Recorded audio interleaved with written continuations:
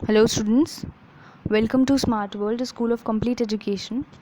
तो आज हम पढ़ेंगे कि कैसे क्लास 6 ने अपनी वॉल मैगज़ीन बनाई थी और उनकी इस वॉल मैगज़ीन से इंस्पायर होकर पूरे स्कूल ने ये मैगज़ीन बनाने का एक रूटीन शुरू हो गया। Every year they started doing this. तो हम सबकी क्लासेस में ऐसा होता होगा ना, बोर्ड्स लगे होते हैं, वो green boards and white boards, जिस पे हम chart papers, handmade articles, drawings, important notices, ये सब चीज़ें लगाते हैं। एंड इट्स वेरी इंटरेस्टिंग और क्लास को थोड़ा और एंथुजियास्टिक बनाता है वो। तो इसी तरीके से क्लास 6 ने भी सोचा कि वो अपनी क्लास के लिए एक क्लास मैगज़ीन, वॉल मैगज़ीन बनाएंगे। वॉल मैगज़ीन से मतलब वो मैगज़ीन जैसे हम जानते हैं एक बुक होती है, वो वॉल पे लगी होगी, यानी वो अपने ग्रीन बोर्ड्स पे लगाएंगे उसको।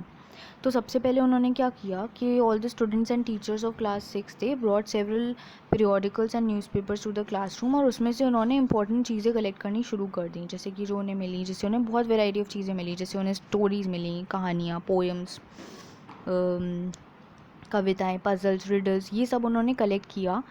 और उन्होंने ये भी सोचा कि वो एक अचीवमेंट्स का और डाउट्स का और प्रॉब्लम्स का भी एक कॉलम रखेंगे अपनी मैगज़ीन में, और वो कॉलम जो होगा उसमें टीचर्स और पेरेंट्स उनकी हेल्प करेंगे।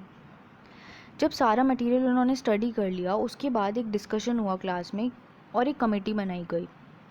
उस कमेटी में 4 इश्यूज़ उन्होंने सोचे थे कि वो मैगज़ीन के बनाएंगे, और उसके लिए उन्होंने एक सेपरेट टीम बना दी हर 4 इशू के लिए। टीम में कौन कौन थे? एक एडिटर था। एडिटर कौन होता है? जो ये सब लिखने पढ़ने का काम करता है और लोगों की मिस्टेक्स, ग्रामेटिकल एरर्स चेक करता है। वो सब क्या काम करते हैं, वो उसे असिस्ट करेंगे एडिटर को। मैगज़ीन होती है तो उसमें खाली अगर आप सब कुछ लिख दोगे तो वो इंटरेस्टिंग नहीं लगेगी। और मैगज़ीन का मतलब ये होता है कि हमारी जो डेली रूटीन की बुक्स और किताबें हैं उनसे हट के कुछ हो। तो उसके लिए फिर हमें कार्टून्स भी चाहिए और पिक्चर्स भी चाहिए। तो इलस्ट्रेटर्स वो होते हैं जो जो हम लिखते हैं उसको पिक्टोरियल फॉर्म में या उसके साथ लगाने के लिए कोई पिक्टोरियल फॉर्म भी डेवलप करते हैं। और संग में कुछ राइटर्स भी थे जो कि अच्छे से टाइप और लिख सकें। पूरी क्लास में सब लोग को अलाउड था कि वो अपने अपने आइडियाज़ शेयर करें और एडिटोरियल टीम के साथ उनको डिस्कस करें। एडिटोरियल टीम का जो डिसीजन होगा, उन्हें जो लगेगा कि वो अपनी मैगज़ीन में इंक्लूड कर सकते हैं, वो इंक्लूड कर लेंगे।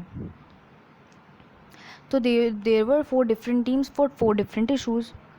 The columns regular features in all the 4 issues वो planned with the help of class teacher. तो क्लास टीचर का रेगुलर उसमें इन्वॉल्वमेंट था। उन्होंने पहले एक कमेटी बनाई, प्लान भी करवाया कि किस तरीके से कैसे कैसे फ़ीचर होने हैं वो सारे 4 issues. Apart from the editorial teams, more groups were made to run the columns. देखो, एडिटोरियल का मतलब तो ये होगा कि जो भी लिखने विखने का काम था और मेन वर्क तो एडिटोरियल टीम कर रही थी। उसके अलावा और भी ग्रुप्स बनाए गए, जैसे कुछ क्राफ्ट आइडियाज़ वाले, कुछ रेसिपीज़ वाले, कुछ आई नीड हेल्प वाले, कुछ साइंस कॉर्नर वाले। तो सबको अलग अलग काम असाइन किया गया। इससे पूरी क्लास इन्वॉल्व हुई। तो it was the job of these groups to collect the material for their respective columns.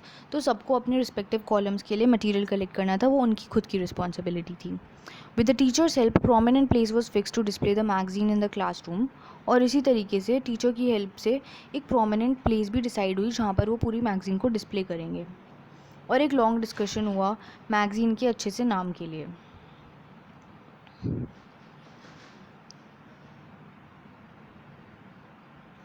तो कुछ इस तरीके से उनकी वॉल मैगज़ीन दिख रही थी। एक पार्ट में जोक्स थे,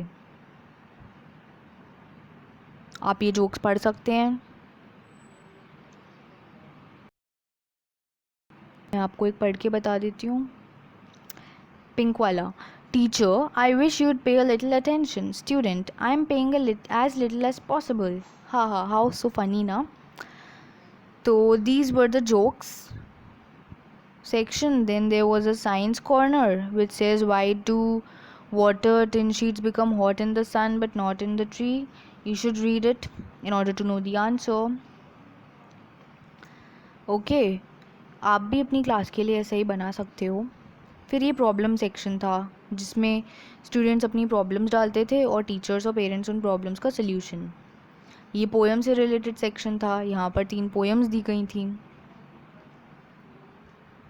So these were some of the sections of the magazine.